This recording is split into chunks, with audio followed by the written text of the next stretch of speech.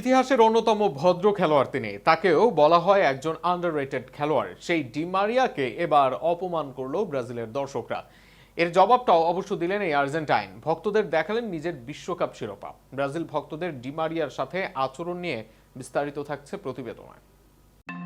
গত প্রজন্মের অন্যতম সেরা খেলোয়াড় তিনি। ক্লাব কিংবা জাতীয় দল অর্জনে পরিপূর্ণ অ্যানহেল ডি মারিয়া। আর্জেন্টিনার হয়ে বিশ্বকাপ, কোপা আমেরিকা ও অলিম্পিক জিতেছেন, আবার ক্লাবের হয়েও চ্যাম্পিয়ন্স লিগ সহ আছে অনেক অর্জন। যেখানেই খেলছেন সেখানেই ডি মারিয়া মাতিয়েছেন। এর সাথে তার ভদ্র আচরণও ভক্তদের মন কেড়েছে। কিন্তু সেই অ্যানহেল ডি মারিয়াকে নিয়ে এবার কটূক্তি ব্রাজিল ভক্তদের, সেটাও প্রায় ৩ বছর আগে জাতীয় দলের খেলা অ্যানহেল ডি মারিয়া।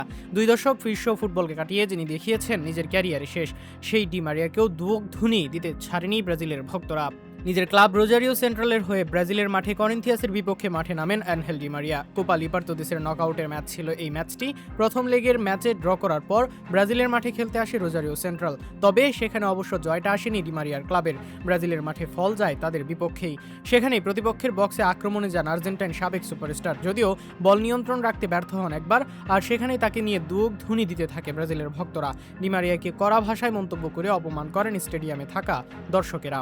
এর জবাব তাৎক্ষণিকভাবেই দেন এই উইঙ্গার। নিজের প্যান্ট হালকা উঁচু করে তুলে ধরেন নিজের উরু। সেই উরুতে আঁকা ছিল বিশ্বকাপের ট্যাটু। ২ উরুতেই বিশ্বকাপের ট্যাটু আঁকা ছিল অ্যানহেল ডি মারিয়ার। দর্শকদের সেই বিশ্বকাপের ট্রফি দেখাতেই যান এই আর্জেন্টাইন উইঙ্গার।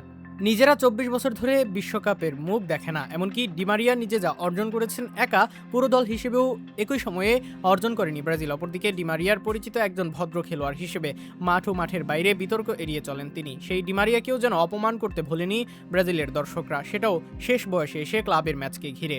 সেই অপমানের জবাব কোনো তর্কে নয়, নিজের অর্জন দিয়েই দিয়েছেন ডি মারিয়া। ফুটবলে এমন মুহূর্তই একজন খেলোয়াড়ের আসল পরিচয় তুলে ধরে। প্রতিপক্ষের দর্শকদের কটূক্তিতে উত্তেজিত না হয়ে নিজের সবচেয়ে বড় অর্জন বিশ্বকাপের স্মৃতি সামনে এনেছেন তিনি।